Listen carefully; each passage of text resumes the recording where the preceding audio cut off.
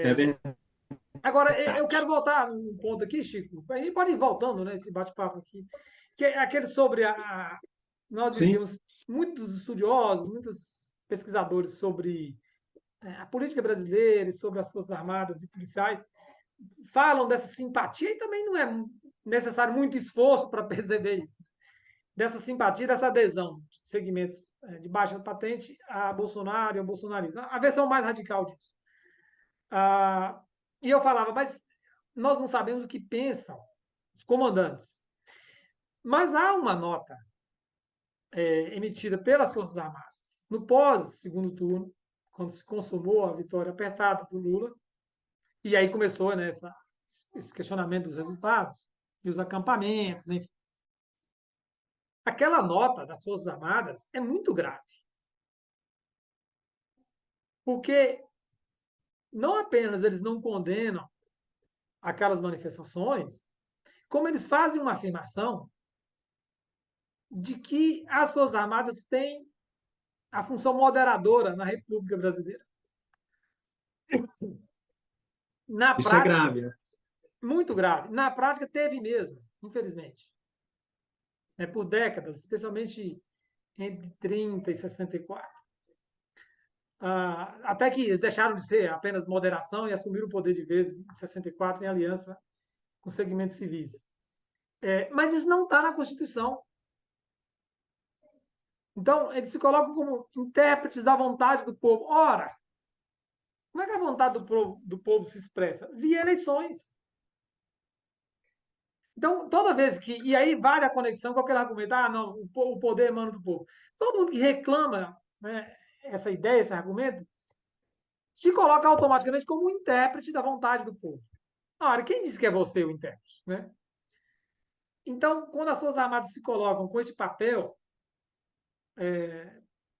ali ela anuncia, e aí são os comandos, eles se colocam publicamente, explicitamente, sem esconder de ninguém, uma nota oficial, é, a, é, defensores dessa ideia, adeptos dessa ideia, né? Guardiães da República, da lei, da ordem. E, Isso, aliás, né, que, ao meu ver, escancara muito essa vulnerabilidade da nossa democracia. A nossa democracia parece estar sempre flertando ali com algum tipo de ameaça, uma conturbação.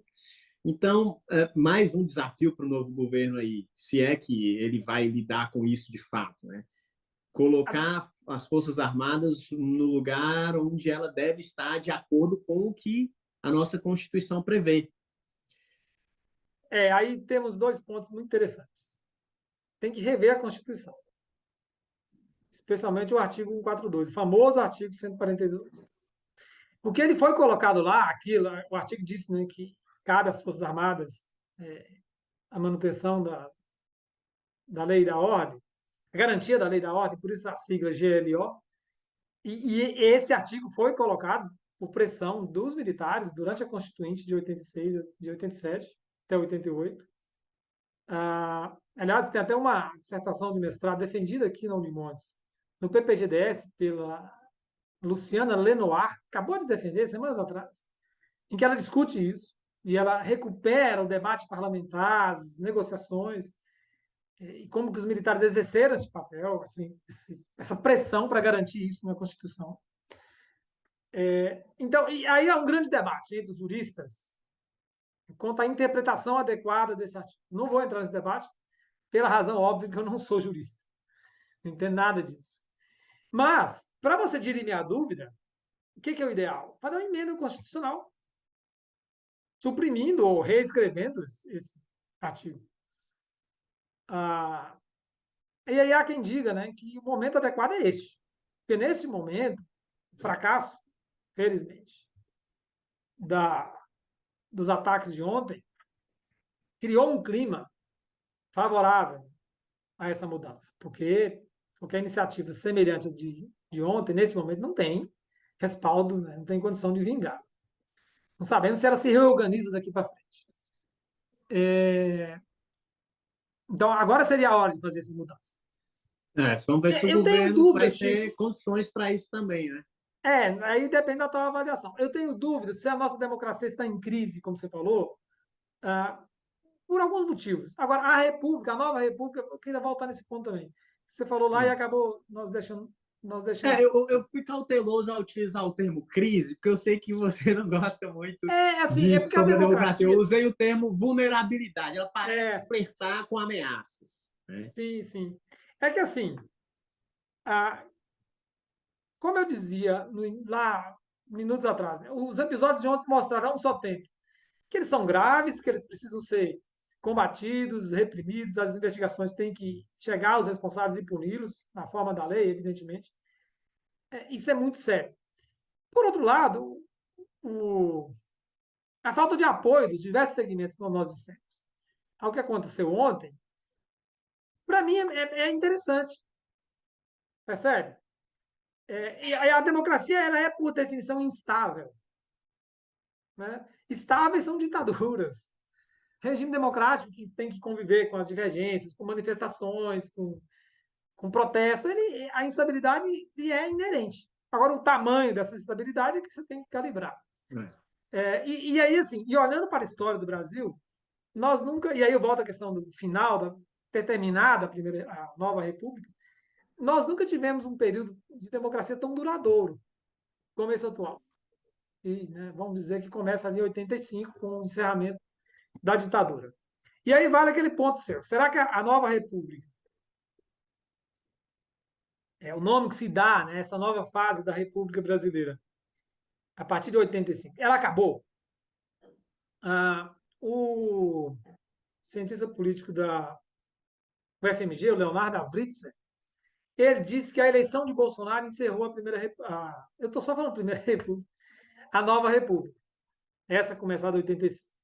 Está no livro dele, O Pêndulo da Democracia. E o argumento dele é muito bom.